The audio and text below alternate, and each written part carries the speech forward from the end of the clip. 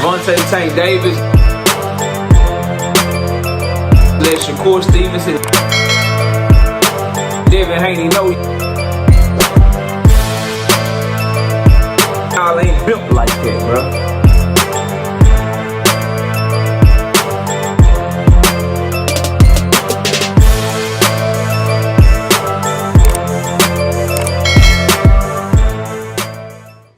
Jay Prince tries to recruit Gervonta Davis and tells him make the Shakur Stevenson fight for the hood. Smash the like button, subscribe to the channel.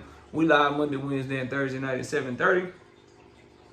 You can also catch me live every Sunday morning with the Singing OG, KQKC Boxing Network. Sunday mornings, 9 a.m. Central Standard Time. Join the channel as a member. Drop super chats when you come by the live streams and the videos that we do. And also hit that super thanks button on the videos. And if you want to debate, the email address is knockoutboxing86@yahoo.com. Let's get it cracking and get into our video. So Jay Prince did an interview. It's up on Fight Hub. It's about 10 minutes long. I watched the entire interview, and that's what we're going to be talking about in this video. For those of you who don't know, if you're in boxing and you watching this video, you should know who Jay Prince is. Jay Prince is one of the more powerful figures in boxing in terms of being a powerful manager. In boxing, a lot of his fighters fight on Top Rank, but he does have fighters such as Shakur Stevenson that aren't on Top Rank anymore. For just right off the top of my head, biggest names I can think of that are managed by Jay Prince would be a Shakur Stevenson. Abdullah Mason is another one, as well as Jerry Big Baby Anderson, to name a few. He has a lot more fighters in the stable. Used to manage Andre Ward, Winky Wright, Floyd Mayweather's manager when Floyd was under Top Rank before Floyd left Jay Prince and ended up under Al Heyman. So very powerful player in boxing, along with his partner and co-manager Josh Dubin, that manages fighters with Jay Prince.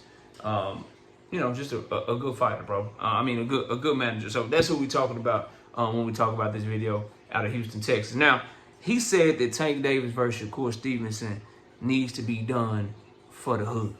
And a lot of people are giving Jay Prince a lot of backlash for that. But in reality, he ain't lying. The demographic of people that are most interested in that fight is the Black American fight fan.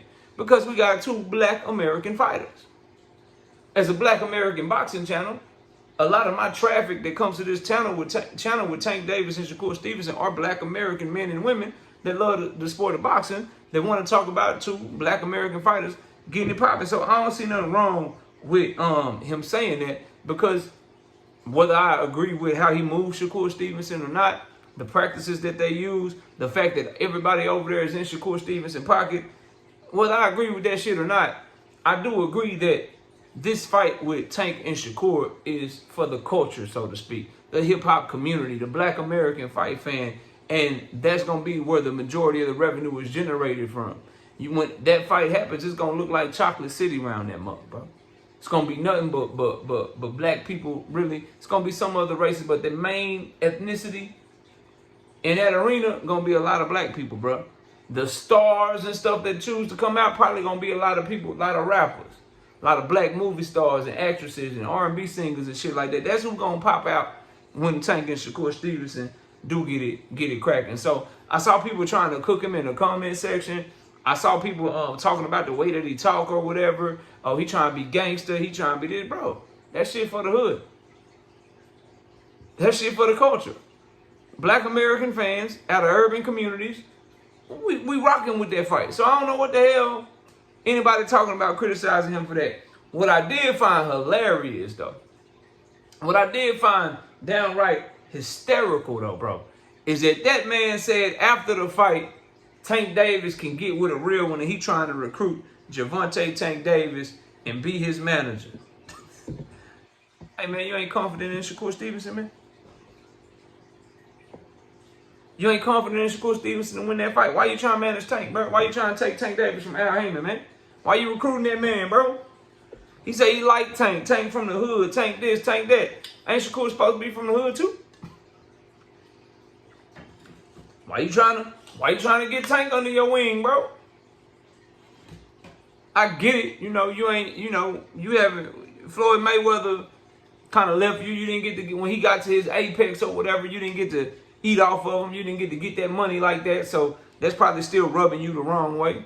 And so now you want to try to get in on the Tank Davis sweepstakes. How about you make Shakur Stevenson into a pay-per-view attraction, Jay Prince? How about you just make Shakur Stevenson a main event fighter again, bro? Why would anybody want to, in Tank Davis's position, want to be managed by you? You had the ability to probably make them go backwards. Shakur Stevenson was on headlining events, bro. Headlining events, fighting in his hometown and shit, doing his thing. And then under your tutelage, you done took his stock and you put him on undercard. After undercard, he probably about to be on another undercard. You had him fighting on college night, Thursday nights and shit. You had him doing all kind of crazy shit, hurting his market value. Got him fighting across the world and shit. I got to get up and got to eat breakfast while I watch him fight. On the goddamn February 22nd, Saudi Arabia card. I'm at brunch eating French toast, chicken and waffles, drinking a mimosa, you know what I mean? While I'm watching him fight and shit. Because you got him fighting all early and shit. What you gonna do with somebody like Tank Davis, bro? Hurt his stock too? Have him go backwards as well? Put him in a position to where he ain't on pay-per-view no more? Ain't nobody trying to see that shit, man. Ain't nobody checking for that, bro. As a Tank Davis fan, no thank you. And Shakur Stevenson, bro, if you can hear me good, bro. The reason that you are being advised to go chase these big purses is because, and the reason you feel forced to go chase these big purses, because all the management fees and promotional fees that you are paying to these people that ain't doing shit. I would like for Shakur Stevenson to ask himself, why in the hell, what does Eddie Hearn do for you? Why does he get a promotional fee? And see, Eddie Hearn ain't slick. Eddie Hearn is having Shakur Stevenson fight on Turkey Al-Sheikh cards and not investing in them, because that way he gets a percentage of the money that Shakur Stevenson makes. If he puts the event on himself, he don't get no money. If it's a matchroom event, he just get money from the event if the event is able to make money. So he don't think he can make no money off Shakur Stevenson, so he put him on a Riyadh season card, and that's how he get his promotional fee from Shakur Stevenson. What are you paying Jay Prince and Josh Dubin for? Jay Prince and Josh Dubin, since you left Top Rank, have allowed you to be put on undercards. They have not secured any lucrative fights for you. They got you badly, and it looks like you about to lose out on the Zapata fight because they're telling you that Turkey needs to keep his word because they want to keep their percentage up. You got people taking, at minimum, about 30 to 40% of your check. Josh Dubin needs 10%. Jay Prince needs 10%. They go 20 out your purse. And then Eddie Hearn, when he put you on a Riyadh season card, the standard promotional fee is somewhere between 20 to 25%. Them boys taking 35, 40% of your check off rip. Off rip. They taking your shit. That's why, if y'all want to know why Shakur Stevenson wants such a high-ass purse, it's because damn near half his shit gone for he even get to see that shit. They taking his shit. For anybody wondering why would Josh Dubin, why would Jay Prince move him in the direction of Turkey Al-Sheikh, move him in the direction of Eddie Hearn and Matchroom, and not in the direction of PBC and Tank Davis, not back in the direction of Top Rank and Bob Irvin, because they getting $3 million. They only getting that $3 million that Bob Irvin was offering. They only get their percentage out that $3 million that Tank Davis, that Shakur Stevenson was making, and they don't want that shit. They feel like they could get more in Turkey. Now they all feeling played because Turkey's like, nah, I'm only offering this shit right here. And they all looking at Shakur like, hell no, you better not take that, boy. Shit. You better not take that. We need our percentages. And they don't want to have him to go the PBC route, and that's why promoters don't like Al Heyman and didn't like Al Heyman at first, because he circumvents other promoters and managers by making sure the fighter can keep their money by betting on themselves. That's why Shakur team wanted him to make the fight through Turkey. That's why. That's why Eddie Hearn pushing for Turkey to make the Tank and Shakur fight. Because if Al make it, your percentages are minimum. Because Turkey will make it and give y'all guaranteed money. And then Eddie will be able to get his 20%. Josh Dubin, Jay Prince, they all get their 10, 15%, whatever they charge of Shakur Stevenson out of his guaranteed purse. You go over there and fuck with Al. Al gonna be like, look, we're gonna put this shit on pay-per-view. We're gonna give you like 1.5, $2 million up front. And then we'll give you a percentage of the gate. Your management team, your promoter and shit can't touch that gate.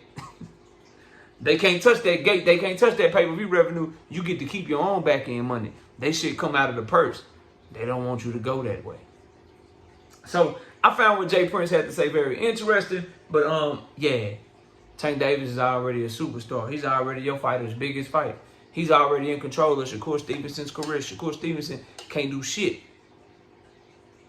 Nothing he has is big unless Tank Davis is involved. So why the hell would Tank Davis need to switch from Al Heyman to Jay Prince? Shakur Stevenson, your ass might need to think about switching from Jay Prince to motherfucking Al Heyman, like your predecessor, like the dude you look up to, Floyd Money Mayweather. Saw how that shit worked out for him. Smash the like. I see y'all soon. Peace. Gervonta Tank Davis. Let Shakur Stevenson. Devin Haney know y'all ain't built like that, bro.